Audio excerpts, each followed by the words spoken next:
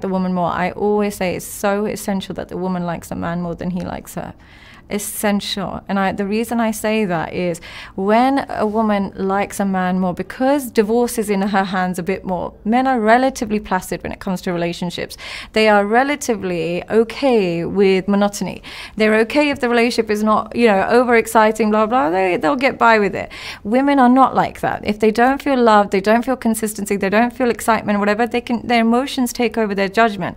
So when a woman loves a man more than he loves her, I'm not saying that's ideal, but the relationship lasts a lot longer because she's willing to fight through the rough times. But when a man likes a woman more than she likes him, he becomes emasculated. He loses his masculinity to please her. He becomes a people pleaser. He'll bend over backwards. And in his desperate attempt to keep her, he loses the attraction even more so.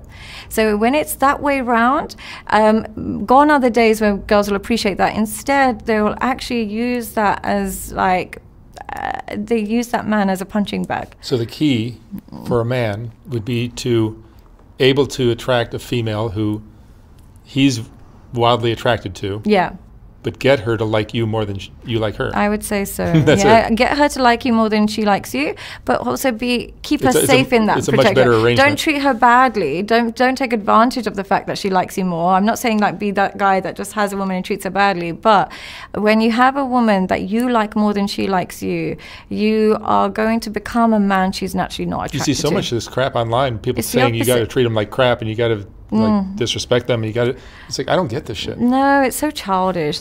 But really, I would say the best relationships are when both people are equally invested and both people are equally okay if the relationship didn't work out. Both of them have that level of I really want this to work, but both would be okay if worst case scenario happened. They both have alternatives if need be, but they're choosing this person. Well, I think the key to all of this is having something in your life that's just as satisfying as the relationship. Yeah. Ideally your career or it could be your kids or it could be whatever. Yeah. But career is a great one. Yeah, career is a great one, and I wasn't a big advocate of careers before mine took off, to be honest.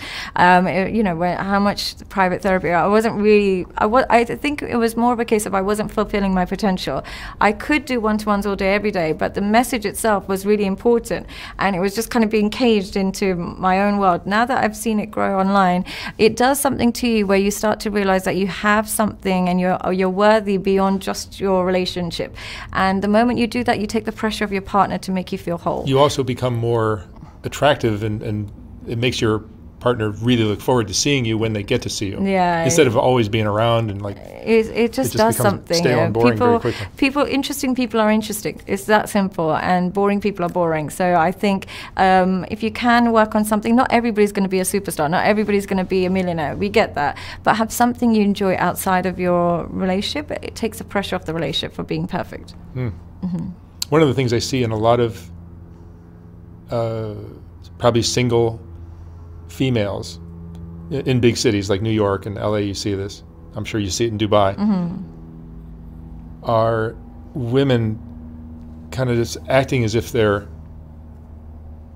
sense of entitlement is through the roof. Yeah, it's crazy. I think and it's like they almost think that acting super entitled is going to get them the partner they want or something? Well, the problem I think's happened there is the most attractive women are giving advice to average women about entitlement. Now, in honesty, really beautiful young women can afford to be entitled. Life is easy for them. This is just an unfair fact of life. But ultimately, that makes them unattractive. You would think that, but there are still men willing to risk it all. Yeah, I'm sure there are guys who like that. It still pays off. That entitlement is reserved for the 1% of women. It's reserved for the hyper beautiful, you really look after themselves. The problem is these women are the ones that we see online the most. Now they're saying this is what you get out of life, don't settle for anything less, make sure you don't do 50-50, blah, blah.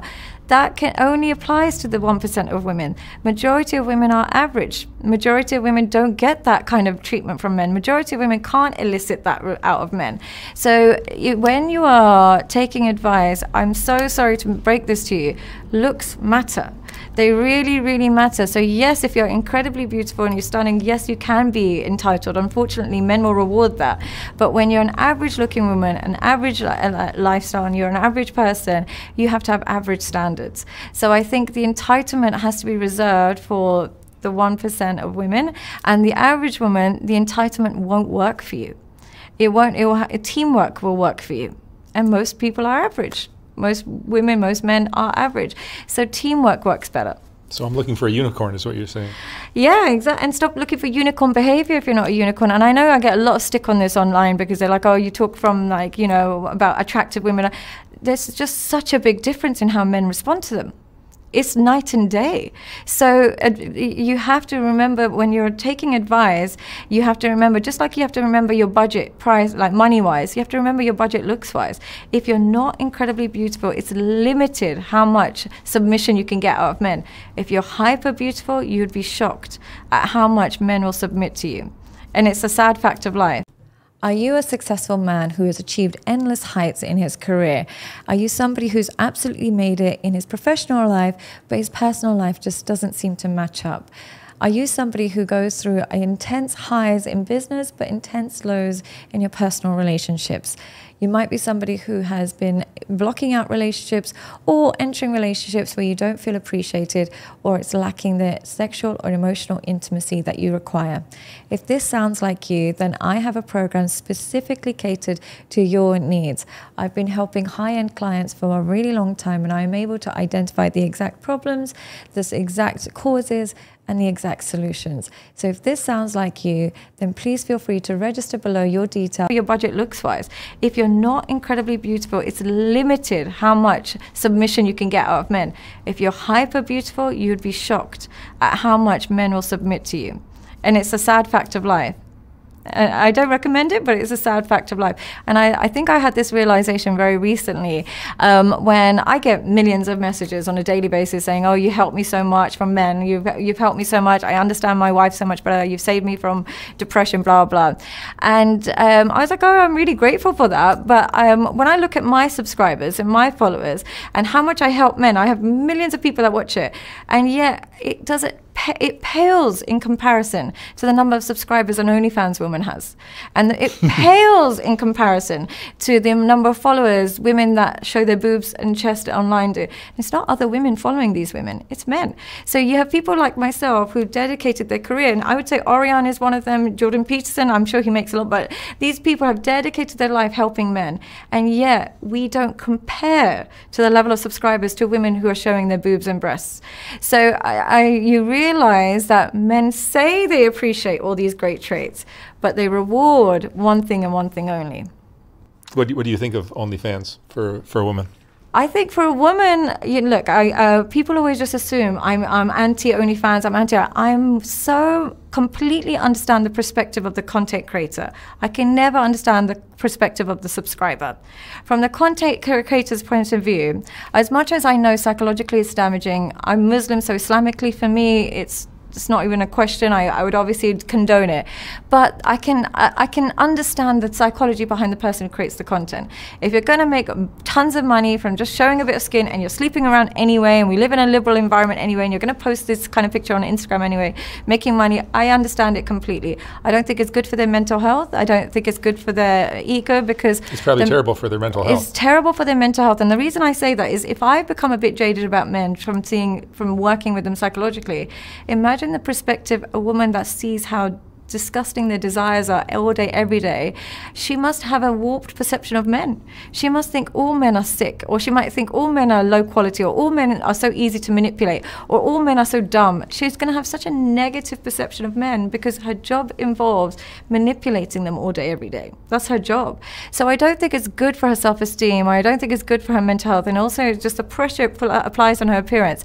But I can still understand if she's making money from it, I can understand how she mentally justifies it. I can see why she says, well, I get to buy a house, and I get to make sure that my kids will be in a nice neighborhood, and I get to, pay for this, that, and the other. I can understand the mental justification. The man that's subscribing to the OnlyFans is the real issue in society. It's not the OnlyFans content creators. There's a maximum of what, I don't know, let's say, if I'm being generous, 500,000 content creators of adult movies and content in general, women. But there's probably 500 million subscribers. We need to focus on the subscribers. Yeah, they're absolutely. the real problem. I mean, there wouldn't be a single OnlyFans woman if there weren't millions of For every one OnlyFans that Guys you eager to losers in the subscribe. comment always try and cuss and insult, there's thousands and millions of you for every one content creator. So the issue in society is not the content creators. The issue is the subscribers. And they're the people we should be shaming. So I'll see sometimes on these shows, you know, where like, you know, they have these podcasts where they have all these OnlyFans girls come on and they think they're really smug for making fun of these OnlyFans girls. Why don't we get a panel of the subscribers? They're the issue in society. They're the ones that make billions and billions. They're the ones that, look, I'm a Muslim woman, you're a man, whatever it is. So we've got certain kind of morals that stop it. But if I wasn't, and if you're a woman and someone says, can I, for a picture of your toe, I'll give you £10,000. Not many people are going to say no to that. So we need to focus on the person that's subscribing. They're the real epidemic in society. They're the weirdos. The person that's providing can still mentally justify what they're doing. There is no mental justification for paying towards things that you could even Google for free. You're the problem, I would say. As a society, were we better off before we had all of these possible choices for partners? I think because magazines were bad enough, but now with the internet you have a million choices and you can get a woman to do anything you want on camera, basically. They're trapped by their desires. Yeah, it's like what's happened with pornography is men have kind of volunteered to solitude. They've self-isolated because their desires have become so excessive comparatively to who they are. I'll meet men all the time that are overweight, unattractive, they're not too tall. I know that sounds horrible, but just like how I say with women, you have to accept the fate of when you're not an attractive woman. It's limited how much men will spend on you. Similarly, if you're a very short man, it's limited. Your pool of women changes. They've got all of these traits that are down here, but their expectations are up here simply because they are watching so much pornography and they're watching so many women online. So there's such a gap between what they want and they think they deserve it and what they are capable of attracting. So they end up in perpetual loneliness. They'd rather be lonely, and they'll make a bunch of excuses, and they'll say women these days just want money and that's why I don't date, or they'll say I'm too busy with my career, that's why I don't date. And the first question I say is, how often do you watch porn? And they say, I watched it yesterday. And I said, that's why you don't date. It's got nothing to do with anything else. It seems to me like we were much better off 50, 70 years ago when we didn't have it was like there were 5 girls in your hometown. One of them was your age appropriate, and that was who you ended up with. You get on with it. You get on with life, and it's only going to get worse. There's too many choices now. Yeah, it's only even if you get married, then you can. Oh, there's this girl or that girl or there's somebody even on websites. Instagram. Ashley Madison, is that the website where married people could join and find partners? So even marriage doesn't cocoon you from these levels of temptation. So it's only going to get worse. Social media and AI girlfriends, it's only going to get worse. So if you don't have a form of controlling your desires in every area of your life, whether it's food, whether it's pornography, whether it's sex, whether it's money, if you don't practice self-control, as the world gets more and more artificial and more difficult, you are going to become somebody who loses themselves completely. So if you can practice self-control, you will be able to weather all these storms that we're about to face. Very interesting. Who do you think? Do you think men or women are more in denial of the sometimes uncomfortable truths about romance?